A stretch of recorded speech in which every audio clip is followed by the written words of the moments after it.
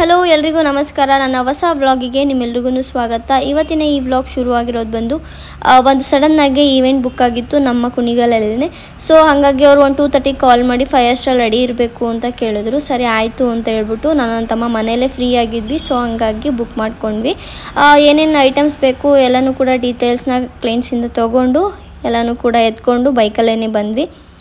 ಬಂದು back drop ಎಲ್ಲ setup ಮಾಡಿ ಬಲೂನ್ಸ್ನೆಲ್ಲ ನಾನು ಬ್ಲೋ ಮಾಡಿಕೊಡ್ತಾ ಇದ್ದೆ. ನನ್ನ ತಮ್ಮ ಎಲ್ಲನೂ ಕೂಡ ಟೈಮ್ ಮಾಡ್ಕೊತಾ ಇದ್ದ. ಇವಾಗ ಇಷ್ಟನ್ನ ಕಂಪ್ಲೀಟ್ ಮಾಡ್ಕೊಂಡ್ವಿ. ಕಾಫಿ ಕೊಟ್ಟರು, ಕಾಫಿನೂ ಕೂಡ ಕುಟ್ಕೊಂಡು ಇನ್ನು ಮಿಕ್ಕಿದ ವರ್ಕನ್ನ ಕಂಪ್ಲೀಟ್ ಮಾಡಿ ಇವಾಗ ಡೆಕೋರೇಷನ್ ಕಂಪ್ಲೀಟ್ ಆಗಿದೆ. ನನಗಂತೂ ತುಂಬಾ ಇಷ್ಟ ಆಯಿತು. ಚೆನ್ನಾಗೂ ಕೂಡ ಕಾಣಿಸ್ತಾ ಇತ್ತು. ಸಿಂಪಲ್ಲಾಗಿ ಎಲಿಗೆಂಟಾಗೆ ತುಂಬ ಚೆನ್ನಾಗಿ ಕಾಣಿಸ್ತಾ ಇತ್ತು. ಆ್ಯಂಡ್ ನಿಮಗೆಲ್ಲ ಹೇಗೆ ಅನ್ನಿಸ್ತು, ಹೇಗಿದೆ ಏನು ಅಂತ ನಿಮ್ಮ ಅಭಿಪ್ರಾಯನ ನೀವು ಕಾಮೆಂಟಲ್ಲಿ ತಿಳಿಸ್ಬೋದು. ಹಾಗೆ ನಿಮ್ಮನೆ ಫಂಕ್ಷನ್ಗಳಲ್ಲಿ ಯಾವುದೇ ಥರ ಬಲೂನ್ ಡೆಕೋರೇಷನ್ಸ್ ಬೇಕು ಅಂತ ಅಂದರೆ ನೀವು ನಾನು ಕೊಟ್ಟಿರೋ ಈ ನಂಬರ್ಗೆ ಕಾಂಟ್ಯಾಕ್ಟ್ ಮಾಡಿ ನಿಮ್ಮ ಸ್ಪೆಷಲ್ ಡೇಗೆ ನೀವು ನಮ್ಮನ್ನ ಬುಕ್ ಮಾಡ್ಕೋಬೋದು. ಈ create you celebrate with Roopa events ನಾವು ಕ್ರಿಯೇಟ್ ಮಾಡಿಕೊಡ್ತೀವಿ, ನೀವು ಸೆಲೆಬ್ರೇಷನ್ನ ಮಾಡ್ಕೊಳ್ಳಿ. ಅವರಿಗಂತೂ ತುಂಬಾ ಇಷ್ಟ ಆಯಿತು. ಡೆಕೋರೇಷನ್ ಎಲ್ಲ ಮಾಡಿದ್ವಿ. ಒಂದು ಅರ್ಧ ಭಾಗ ಆಗೋವರೆಗೂ ಅವ್ರು ನಮ್ಮ ಜೊತೆಲೇ ಇದ್ದರು. ಆಮೇಲೆ ಅವ್ರು ರೆಡಿ ಆಗೋದಕ್ಕೆ ಹೋದರು. ನಾವು ಫುಲ್ ಕಂಪ್ಲೀಟ್ ಮಾಡಾದ್ಮೇಲೆ ವೆಯ್ಟ್ ಮಾಡ್ತಿದ್ವಿ ಅಲ್ಲೇ. ಪಾಪುಗೆ ಫೋಟೋಶೂಟ್ನ ಮಾಡಿಸ್ತಾಯಿದ್ರು ಅಕ್ಕ.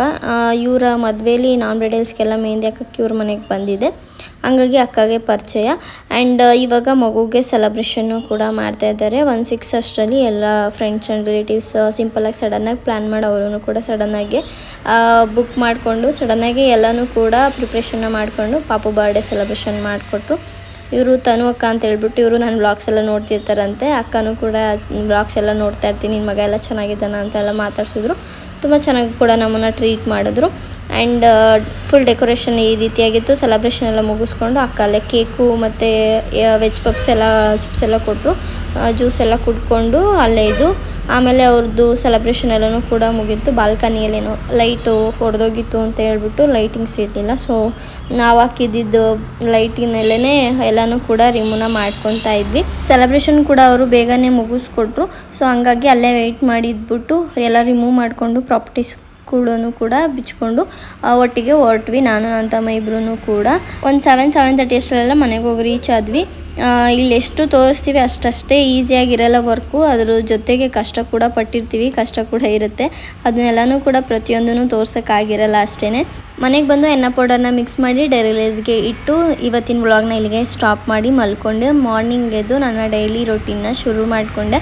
ಇವತ್ತು ಶನಿವಾರ ಅಪ್ಪ ಅಮ್ಮ ಅಂಗಡಿ ಹತ್ರ ಹೋಗಿರ್ತಾರೆ. ಸೊ ಹಾಗಾಗಿ ಟಿಫನ್ ಏನಾದರೂ ಮಾಡೋಣ ಅಂತ ಹೇಳ್ಬಿಟ್ಟು ನಾನು ಕೂಡ ಎದ್ದಾಗ ಲೇಟ್ ಆಗಿತ್ತು. ನನ್ನ ಮಗ ಇನ್ನೂ ಎದ್ದಿರಲಿಲ್ಲ. ಅಷ್ಟರಲ್ಲೇ ಬೇಗ ಏನಾದರೂ ಮಾಡೋಣ ಅಂತ ಹೇಳ್ಬಿಟ್ಟು ಟೊಮೆಟೊನೇ ಇತ್ತು ಜಾಸ್ತಿ. ಸೊ ಹಂಗಾಗಿ ಟೊಮೆಟೊ ಗೊಜ್ಜೆ ಮಾಡೋಣ ಅಂತ ಹೇಳ್ಬಿಟ್ಟು ಟೊಮೆಟೊ ಎಲ್ಲ ತೊಳ್ಕೊಂಡು ಈರುಳ್ಳಿ ಎಲ್ಲ ಎತ್ಕೊಂಡಿದ್ದೀನಿ.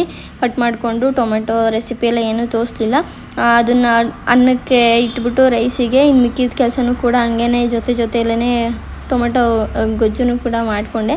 ಸಾಂಬಾರು ಕೂಡ ಇತ್ತು, ಬಸ್ಸಾಂಬಾರು. ಅದನ್ನ ಮಧ್ಯಾಹ್ನಕ್ಕೆ ಆಗುತ್ತೆ ಅಂತ ಹೇಳ್ಬಿಟ್ಟು 2 ಟೈಮಿಗೂ ಸೇರಿಬಿಟ್ಟು ಅನ್ನಕ್ಕೆ ಇಟ್ಟಿದ್ದೆ. ಮಧ್ಯಾಹ್ನಕ್ಕೆ ಸಾಂಬಾರನ್ನ ಬಿಸಿ ಮಾಡಿ ತಿನ್ಕೋಬೋದು, ಇಲ್ಲಾಂದರೆ ಗೊಜ್ಜಲ್ಲೇ ತಿನ್ಕೋಬೋದು ಅಂತ ಹೇಳ್ಬಿಟ್ಟು ಇವತ್ತು ಬೇರೆ ಒಂದು ಮೇಕಪ್ ಕೂಡ ಹೋಗಬೇಕು, ಸೀಮಂತದ್ದಿದೆ ನಾಳೆ. ಸೊ ಹಾಗಾಗಿ ಇವತ್ತೇ ಹೋಗಿ ಸ್ಟೇ ಆಗಿ ಮಾಡಬೇಕಲ್ಲ. ಹಾಗಾಗಿ ಸ್ವಲ್ಪ ಬೇಗನೆ ಎಲ್ಲ ಕೆಲಸನೂ ಕೂಡ ಮಾಡ್ಕೊತಾ ಇದ್ದೆ. ನನ್ನ ಮಗ ಬರೋ ಅಷ್ಟರಲ್ಲಿ ನಾನು ಸ್ವಲ್ಪ ಅರ್ಧ ಕೆಲಸಗಳನ್ನಾದರೂ ಮಾಡಿಕೊಂಡ್ರೆ ಆಮೇಲೆ ಈಸಿ ಆಗುತ್ತೆ ನನಗೆ. ಇಲ್ಲ ಅಂತಂದರೆ ಅವನ ಜೊತೆ ನಾನು ಕೂಡ ಸೋಂಬೇರಿ ಆಗೋಗ್ಬಿಡ್ತೀನಿ. ಅವ್ನು ಮಾಡೋ ತೀಟೆಗಳ ಜೊತೆ ಫೋನ್ ನೋಡಿಕೊಂಡು ಫುಲ್ ಲೇಸಿಯಾಗಿ ಹೋಗ್ಬಿಡ್ತೀನಿ. ಅದು ನೆನ್ನೆ ರಾತ್ರಿ ಡೈರಿ ರಿಲೀಸ್ಗೆ ಇಟ್ಟಿದ್ದು ಪೇಸ್ಟ್ ಈ ರೀತಿಯಾಗಿ ಆಗಿತ್ತು. ಇದನ್ನೆಲ್ಲ ಕೂಡ ಇವಾಗ ನೀಟಾಗಿ ಮಿಕ್ಸ್ ಮಾಡಿಕೊಂಡು ಎತ್ತಿಟ್ಕೊತಾ ಇದ್ದೀನಿ. ಬ್ರೈಡಲ್ ಮೆಹಂದೀಸ್ ಎಲ್ಲ ಬುಕ್ ಆಗಿದೆ ಅಲ್ಲ. ಸೊ ಹಾಗಾಗಿ ಆರ್ಗ್ಯಾನಿಕ್ಕನ್ನು ಮನೇಲೇ ಪ್ರಿಪೇರ್ ಮಾಡ್ಕೊಳ್ಳೋದ್ರಿಂದ ಸಡನ್ನಾಗಿ ಪ್ರಿಪೇರ್ ಮಾಡ್ಕೊಳ್ಳೋದಕ್ಕಾಗಲ್ಲ ಅಂದ್ಬಿಟ್ಟು ಇದನ್ನು 6 ಮಂತ್ಸ್ವರೆಗೂ ನಾವು ಫ್ರೀಝರಲ್ಲಿ ಸ್ಟೋರ್ ಮಾಡ್ಬೋದಲ್ಲ. ಸೊ ಹಾಗಾಗಿ ಅದನ್ನು ರೆಡಿ ಮಾಡಿಕೊಂಡೆ. ಇದನ್ನು ಫ್ರೀಝರಲ್ಲಿ ಬಾಕ್ಸಲ್ಲಿ ಟೈಟಾಗಿ ಬಾಕ್ಸ್ನ ಕ್ಲೋಸ್ ಮಾಡಿಕೊಂಡು ಲಿಡ್ನ ಫ್ರೀಝರಲ್ಲಿ ಸ್ಟೋರ್ ಮಾಡ್ಕೊತಾ ಇದ್ದೀನಿ. ನಿಮಗೂ ಯಾರಿಗಾದ್ರೂ ಕೋನ್ಸ್ ಆಗಿರ್ಬೋದು ಅಥವಾ ಮೆಹಂದಿ ಆಗಿರ್ಬೋದು, ಬ್ರೈಡಲ್ ನಾನ್ ಬ್ರೈಡಲ್ ಬೇಕು ಅಂದರೆ ನೀವು ನನ್ನ ಕಾಂಟ್ಯಾಕ್ಟ್ ಮಾಡ್ಬೋದು. ಆರ್ಗ್ಯಾನಿಕ್ ಕೋನು, ಯಾವುದೇ ಥರ ಸೈಡ್ ಎಫೆಕ್ಟ್ ಇರೋಲ್ಲ, ಕೆಮಿಕಲ್ ಕೋನ್ಸ್ ಯೂಸ್ ಮಾಡ್ತಾಯಿಲ್ಲ. ನೀವು ಆರಾಮಾಗಿ ನನ್ನ ಬುಕ್ ಮಾಡ್ಕೊಳ್ಬೋದು. ಟೊಮೆಟೊ ಗೊಜ್ಜು ಕೂಡ ರೆಡಿ ಆಗಿತ್ತು. ಅನ್ನಕ್ಕೆ ಟೊಮೆಟೊ ಗೊಜ್ಜು ಹಾಕ್ಕೊಂಡು ನನ್ನ ಮಗನಿಗೂ ತಿನ್ನಿಸಿ ನಾನು ತಿಂದ್ಕೊಂಡು ಮಿಕ್ಕಿದ ಕೆಲಸ ಎಲ್ಲ ಮಾಡಿಕೊಂಡು ಫ್ರೆಶಪ್ ಆಗಿ ರೆಡಿಯಾಗಿ ಸಂಪ್ರೀತ್ ಅವರು ಕೂಡ ಬಂದರು. ನಾನು ಅವಳು ಇಬ್ಬರೂ ಕೂಡ ಬೆಂಗಳೂರಿಗೆ ಹೊರಟ್ವಿ. ಅವಳು ಏನಾದರೂ ತಿನ್ನಬೇಕು ಅಂತ ಹೇಳ್ಬಿಟ್ಟು ಕೇಕ್ ತೊಗೊಂಡು ಬಂದಿದ್ಲು.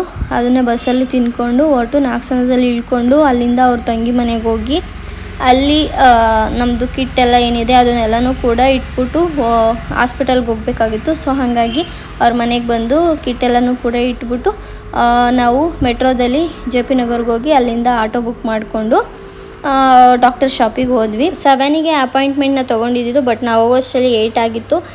ನಾವು ಹೋದವಾಗ ಒಂದಿಬ್ಬರು ಕ್ಲೈಂಟ್ಸ್ ಇದ್ದರು, ಅವ್ರನ್ನೆಲ್ಲ ಕನ್ಸಲ್ಟ್ ಮಾಡಿ ಆಮೇಲೆ ನಾವು ಕನ್ಸಲ್ಟೇಷನ್ ತೊಗೊಂಡು ಅಷ್ಟರಲ್ಲಿ ಒಂದು 8:30 ಆಗಿತ್ತು. ಹಾಸ್ಪಿಟಲೆಲ್ಲ ತೋರಿಸಿ ನಾನು ವೈಟ್ ಪ್ಯಾಚಸ್ ಆಗಿತ್ತಲ್ಲ ಅದಕ್ಕೆ ಟ್ರೀಟ್ಮೆಂಟ್ ತೊಗೊಂಡೆ. ಸಂಪ್ರೀತ್ ಅವರು ಕೂಡ ಸ್ವಲ್ಪ ಸ್ಕಿನ್ ಪ್ರಾಬ್ಲಮ್ ಆಗಿತ್ತು ಅಂದ್ಬಿಟ್ಟು ತೋರಿಸಿದ್ರು. ಆಮೇಲೆ ಅಲ್ಲೇ ಊಟನೂ ಕೂಡ ಹೋಟೆಲಲ್ಲಿ ಊಟ ತಿನ್ಕೊಂಡು ನಾವು ಹೊರಟ್ವಿ. ಅಲ್ಲಿಂದ ಆಟೋ ಬುಕ್ ಮಾಡಿಕೊಂಡು ಹೊರಟಾಗ ಒಂದು 10:30 ಆಗಿತ್ತು. ನಾವು JP ನಗರ್ ಮೆಟ್ರೋ ಸ್ಟೇಷನ್ ಹತ್ರ ಬಂದಾಗ ಅಲ್ಲಿ ಬಂದು ಸಂಪ್ರೀತ್ ಅವರು ಕಾಫಿ ಕುಡಿಬೇಕಂತ ಅಂದ್ಬಿಟ್ಟು ಕಾಫಿ ತೊಗೊಂಡ್ರು. ಅಲ್ಲೇ ಮೆಟ್ರೋ ಸ್ಟೇಷನ್ ಪಕ್ಕ ಕುಡ್ಕೊಂಡು ಹೊರಟ್ವಿ. ನಾವು ಹೋಗಿದ್ದು JP ನಗರ್ 4th ಫೇಸ್ ಏನೋ, ಅಲ್ಲಿ ಕ್ಲಿನಿಕಲ್ಲಿ ಇರಬೇಕು ಅಂತ ನಂಗಂತೂ ಫುಲ್ ಭಯನೇ ಆಗ್ತಾಯಿತ್ತು. ಮೆಟ್ರೋ ಎಲ್ಲಿ ಕ್ಲೋಸ್ ಆಗಿಬಿಡುತ್ತೋ, ಇಷ್ಟು ಲೇಟ್ ಆಗೋಯ್ತು ಅಂತ ಹೇಳ್ಬಿಟ್ಟು. ಬಟ್ ಇಬ್ಬರು ಇದ್ವಲ್ಲ ಸಮಾಧಾನವಾಗಿ, ಇಲ್ಲ ಕ್ಲೋಸ್ ಆಗಲ್ಲ ಅಂತ ಅಂದ್ಕೊಂಡು 12ವರೆಗೂ ಇರುತ್ತೆ ಅಂದ್ಕೊಂಡು ಸಮಾಧಾನದಲ್ಲಿ ಬಂದು ಆರಾಮಾಗಿ ಕಾಫಿ ಕುಡ್ಕೊಂಡು ಇನ್ನೂ ಕ್ಲೋಸ್ ಆಗಿರಲಿಲ್ವಲ್ಲ ಹೊರಟ್ವಿ. ನಾವು ಮೆಟ್ರೋದಲ್ಲಿ ಯಾರೂ ಜನನೇ ಇರಲಿಲ್ಲ ಜಾಸ್ತಿ, ಸ್ವಲ್ಪ ಆದ್ರೂ ಜನಗಳು ಓಡಾಡ್ತಿದ್ರು. ಅಷ್ಟೊತ್ತಾದ್ರೂ ಕೂಡ ಮೆಟ್ರೋ ಇರೋದಕ್ಕೆ ಒಂದು ಧೈರ್ಯ ಎಲ್ಲ ಓಡಾಡ್ತಾರೆ. ಸೊ ನಾವು ಸ್ವಲ್ಪ ಧೈರ್ಯದಿಂದನೇ ಬಂದು ಇವಾಗ ನಾಗಸಂದ್ರಕ್ಕೆ ಹೋಗ್ತಾ ಇರೋದು. ನಾಗಸಂದ್ರಕ್ಕೆ ಬಂದು ಇಳ್ಕೊಂಡು ಮೆಟ್ರೋ ಸ್ಟೇಷನಿಂದ 1 ಕಿಲೋಮೀಟರ್ ಆಗುತ್ತೆ ಸಂಪ್ರೀತ್ ಅವ್ರ ತಂಗಿಯವ್ರ ಮನೆಗೆ ಹೋಗೋದಕ್ಕೆ. ಅಲ್ಲಿ ಆಟೋಗಳು ಕೂಡ ಇದ್ವು. ಆಟೋದಲ್ಲಿ ಸಂಪ್ರೀತ್ ಅವರ ತಂಗಿಯವ್ರ ಮನೆಗೆ ಹೋಗಿ ಏನು ಸ್ಕಿನ್ ಕೇರಿಗೆ ಪ್ರಾಡಕ್ಟ್ಸ್ಗಳನ್ನ ಕೊಟ್ಟಿದ್ರು ಅದನ್ನ ಇವತ್ತಿಂದನೇ ಶುರು ಹಾಕೊಳ್ಳೋಣ ಅಂತ ಹೇಳ್ಬಿಟ್ಟು ಎಲ್ಲನೂ ಕೂಡ ಬಾಕ್ಸ್ ಎಲ್ಲನೂ ಕೂಡ ತೆಗೆದು ಯಾವ್ಯಾವ ಥರ ಇದೆ ಸ್ಮೆಲ್ಲು ಅದು ಇದು ಎಲ್ಲ ಚೆಕ್ ಮಾಡಿಕೊಂಡು ಯಾವುದನ್ನು ಎತ್ತಿ ಯೂಸ್ ಮಾಡಬೇಕು ಯಾವಾಗ ಅಂತ ಎತ್ತಿಟ್ಕೊಂಡು ಅದು ಸ್ಕಿನ್ ಕೇರ್ನು ಕೂಡ ಶುರು ಮಾಡ್ಕೊಂಡ್ವಿ. ನನಗೆ ಒಂದು ಮಾಯ್ಶ್ಚರೈಸರು, ಸನ್ಸ್ಕ್ರೀನು ಮತ್ತು ನಾನು ಕೇಳಿದ್ದು ಪ್ರಾಬ್ಲಮ್ಗೆ ಅಂದರೆ ವೈಟ್ ಪ್ಯಾಚಿಗೆ ಅದಕ್ಕೆ ಕ್ರೀಮು ಎಲ್ಲನೂ ಕೂಡ 3 ಟೈಮ್ಸ್ ಯೂಸ್ ಮಾಡಿ ಅಂತ ಎಲ್ಲನೂ ಕೂಡ ಕೊಟ್ಟಿದ್ದಾರೆ. ಹಾಗೆ ನಾನು ಏರ್ ಫ್ರೀಝಿ ಆಗ್ತಿತ್ತು, ಏರ್ ಫಾಲಿಗೂ ಕೂಡ ಶಾಂಪು ಮತ್ತು ಕಂಡೀಷನರ್ನ ಕೂಡ ಅವ್ರ ಹತ್ರನೇ ಬರ್ಸ್ಕೊಂಡು ಕೂಡ ಅದನ್ನು ಕೂಡ ಬೈ ಮಾಡಿದೆ. ಬಟ್ ನಾನೇನು ಸಿಂಪಲ್ಲಾಗೆ ಪ್ಲ್ಯಾನ್ ಮಾಡ್ಕೊಂಡು ಹೋಗಿದ್ದಷ್ಟೇ. ಬಟ್ ಎಲ್ಲನೂ ತೋರಿಸಿ ಅವರು ಜರ್ಮನ್ ಡಾಕ್ಟ್ರಂತೆ. ಸೊ ಹಾಗಾಗಿ ಅವ್ರ ಹತ್ರ ಇವರು ಸಂಪ್ರೀತ್ ಆಲ್ರೆಡಿ ಟ್ರೀಟ್ಮೆಂಟ್ ಫಸ್ಟ್ ತೊಗೊಂಡಿದ್ದಾಗ ಚೆನ್ನಾಗಿ ಕ್ಯೂರ್ ಆಗಿತ್ತು ಅಂತ ಹೇಳ್ಬಿಟ್ಟು ಇವರು ಕೂಡ ತೊಗೊಂಡು ನಾನು ಕೂಡ ತೊಗೊಂಡಲ್ಲ. ಸೊ ಹಾಗಾಗಿ ಒಂದು 6,000 7,000 ಅಲ್ಲೇ ಡಮಾರ್ ಆಗೋಯಿತು. ಎಕ್ಸ್ಪೆಕ್ಟೇ ಮಾಡಿರಲಿಲ್ಲ ಅಷ್ಟೊಂದು ಖರ್ಚಾಗೋದೆ ಅಂತ. ಬಟ್ ಆದ್ರೂ ಸ್ಕಿನ್ ಕೇರು ಇಂಪಾರ್ಟೆಂಟ್ ಅಲ್ವಾ, ಬಿಡಬಾರ್ದು. ನಾವು ಮೇಲಿಂದ ಎಷ್ಟೇ ಕೇರ್ ಮಾಡಿದ್ರು ಒಳಗಿಂದನೂ ಕೂಡ ಅಷ್ಟೇ ನಾವು ಇಂಟೇಕ್ನ ಮಾಡಬೇಕಾಗಿರುತ್ತೆ. ನೀರು ಕೂಡ ಕುಡ್ಕೊಂಡು ಡಿಹೈಡ್ರೇಟ್ ಆಗ್ತಿರೋ ಥರ ಹೈಡ್ರೇಟ್ ಆಗಿ ನಾವು ಮೇಂಟೈನ್ ಮಾಡಬೇಕಾಗುತ್ತೆ. ಆದರೆ ಇವಾಗ ಆಲ್ರೆಡಿ ಬಂದಿರೋದಕ್ಕೆ ಸ್ಕ್ರೀನ್ ಟೈಮ್ ನೋಡಿ ಇವಾಗ ಜಾಸ್ತಿ ಫೋನ್ನ ನೋಡಿ ಅದು ಬ್ಲ್ಯಾಕ್ ಚುಕ್ಕಿ ಥರನೂ ಕೂಡ ಐ ಥಿಂಕ್ ಸುಮಾರು ಜನಕ್ಕೆ ಬಂದಿರುತ್ತೆ ಅಂದ್ಕೊತೀನಿ. ನಾನು ಗಮನಿಸಿರೋ ಪ್ರಕಾರ ನನಗೂ ಕೂಡ ಅದು ದೂರದಿಂದ ಕಾಣಲ್ಲ, ಬಟ್ ಹತ್ರದಲ್ಲಿ ಹೋಗಿ ನೋಡಿದ್ರೆ ಸ್ಕಿನ್ನಲ್ಲಿ ಆ ಥರ ಎಲ್ಲ ಪ್ರಾಬ್ಲಮ್ ಇತ್ತು. ಸೊ ಹಾಗಾಗಿ ಅದಕ್ಕೂ ಕೂಡ ಕ್ರೀಮ್ನೆಲ್ಲನೂ ಕೂಡ ತೊಗೊಂಡೆ.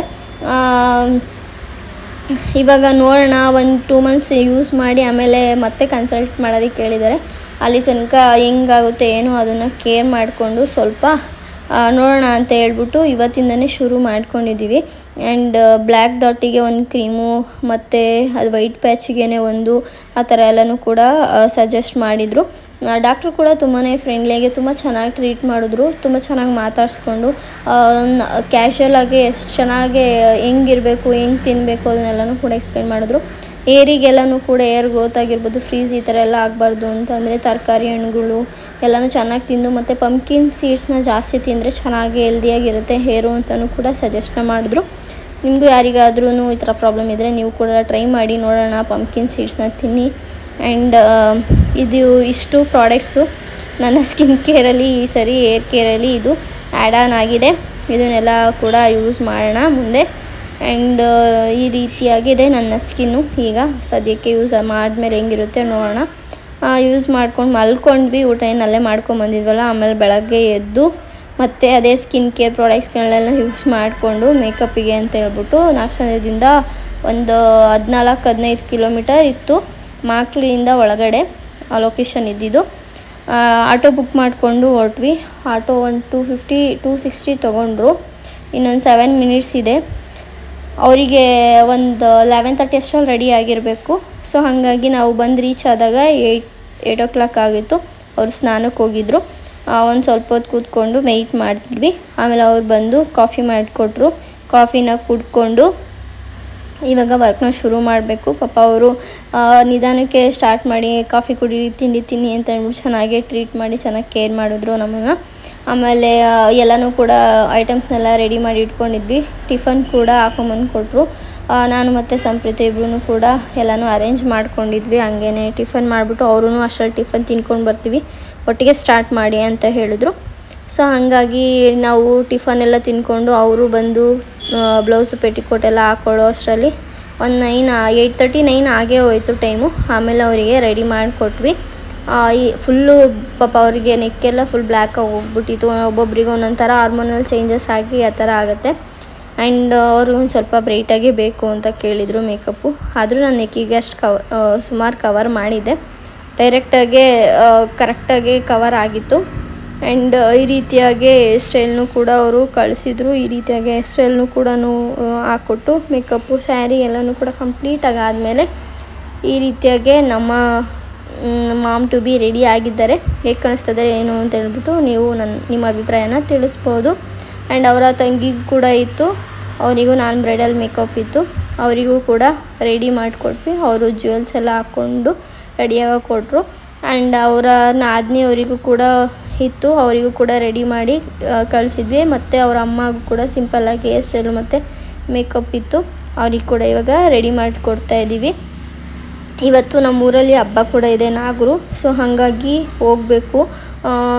ಎಲ್ಲರೂ ಕೂಡ ರೆಡಿ ಮಾಡೋ ಅಷ್ಟರಲ್ಲಿ 12:30 ಆಗಿತ್ತು.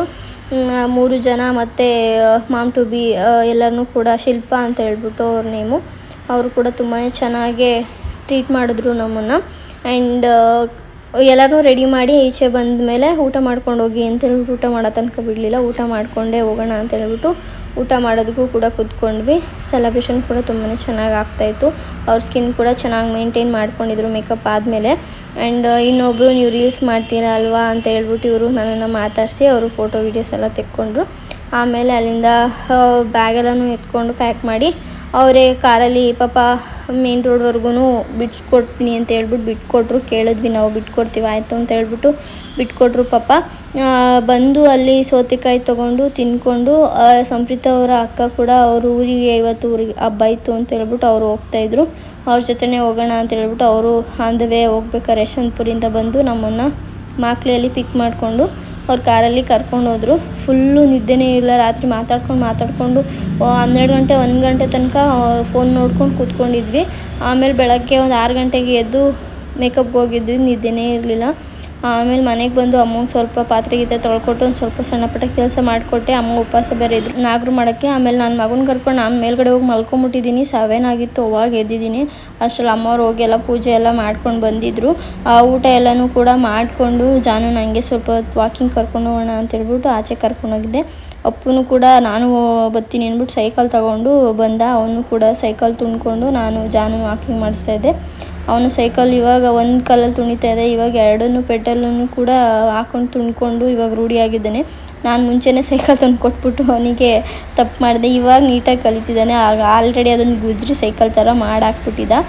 ಆಮೇಲೆ ವಾಕಿಂಗ್ ಮಾಡಿಸ್ಕೊಂಡು ಬಂದು ಸ್ವಲ್ಪ ಹೊತ್ತು ಜಾನು ಜೊತೆ ಟೈಮ್ ಸ್ಪೆಂಡ್ ಮಾಡ್ತಾಯಿದ್ದೆ. ಅವಳಿಗೆ ಒಂಚೂರು ಪ್ರೀತಿ ಕೊಟ್ಟರೆ ಸಾಕು, ಈ ರೀತಿಯಾಗಿ ಮುದ್ದಾಗಿ ಆಡ್ತಿರ್ತಾಳೆ. ಅವಳಿಗೆ ಟೈಮ್ ಕೊಡೋಕ್ಕೆ ನನಗೆ ಟೈಮ್ ಇಲ್ಲ, ಬಟ್ ಟೈಮ್ ಇದ್ದವಾಗ ಅವಳ ಜೊತೆ ಟೈಮ್ ಸ್ಪೆಂಡ್ ಮಾಡೋದಕ್ಕೆ ಇಷ್ಟ ಆಗುತ್ತೆ, ಆಗ ಟೈಮ್ ಕೊಡ್ತಾ ಇರ್ತೀನಿ. ಅವಳು ನಾನು ಈ ಥರ ಆಟ ಆಡ್ತಾಯಿದ್ವಿ. ನನ್ನ ಮಗ ಅಲ್ಲಿ ನಮ್ಮ ಮಾಮವ್ರ ಮನೇಲಿದ್ದ. ಅವನಿದ್ರಂತೂ ನಾನು ಆಡೋಕ್ಕೆ ಹೋಗಲ್ಲ, ಅದಕ್ಕೆ ಹಿಂಸೆ ಎಲ್ಲ ಕೊಟ್ಟಾಕ್ಬಿಡ್ತಾನೆ, ಜುಟ್ಟೆಲ್ಲ ಎಳೆದ್ಬಿಡ್ತಾನೆ. ಹಂಗಾಗಿ ನಾನು ಒಬ್ಬಳೇ ಇದ್ದಾಗ ಅದ್ರ ಜೊತೆ ಟೈಮ್ ಸ್ಪೆಂಡ್ ಮಾಡ್ತೀನಿ. ಹಂಗೆ ನನಗೇನಾದ್ರು ಜಾಸ್ತಿ ಬೇಜಾರಾದಾಗ ಯಾರು ಏನು ಮಾತಾಡ್ಸಿಲ್ಲ ಅಂದಾಗ ನಾನು ಅದ್ರ ಜೊತೆ ಹೋಗಿ ಕೂತ್ಕೊಂಡು ಮಾತಾಡಿದಾಗ ಏನೋ ಒಂಥರ ಸಮಾಧಾನ ಆಗುತ್ತೆ, ಖುಷಿ ಕೊಡುತ್ತೆ. ಸೊ ಹಾಗಾಗಿ ಜಾನು ಜೊತೆ ನಾನು ಟೈಮ್ ಸ್ಪೆಂಡ್ ಮಾಡ್ತೀನಿ. ಇದಿಷ್ಟ ಆಗಿತ್ತು ಇವತ್ತಿನ ಈ ವ್ಲಾಗ್. ಐ ಹೋಪ್ ಈ ವ್ಲಾಗ್ ನಿಮ್ಮೆಲ್ರಿಗೂ ಇಷ್ಟ ಆಗಿದೆ ಅಂತ ಭಾವಿಸ್ತಾ ಈ ವ್ಲಾಗ್ನ ಇಲ್ಲಿಗೆ ಎಂಡ್ ಮಾಡ್ತಾಯಿದ್ದೀನಿ. ವಿಡಿಯೋ ಇಷ್ಟ ಆಗಿದ್ದರೆ ಲೈಕ್, ಶೇರ್, ಕಮೆಂಟು ಮಾಡಿ. ಹಾಗೆ ಇನ್ನೂ ಯಾರೆಲ್ಲ ನನ್ನ ಚಾನಲ್ಗೆ ಸಬ್ಸ್ಕ್ರೈಬ್ ಮಾಡ್ಕೊಂಡಿಲ್ಲ ಅಂದರೆ ಸಬ್ಸ್ಕ್ರೈಬ್ ಮಾಡ್ಕೊಳ್ಳಿ. ಆ್ಯಂಡ್ ನಾನು ಸಿಗ್ತೀನಿ ಇನ್ನೊಂದು ಹೊಸ ವೀಡಿಯೋದಲ್ಲಿ. ಅಲ್ಲಿವರೆಗೂ ಇದೇ ರೀತಿ ಸಪೋರ್ಟ್ ಮಾಡಿ. And thank you so much. See you in next video. Bye.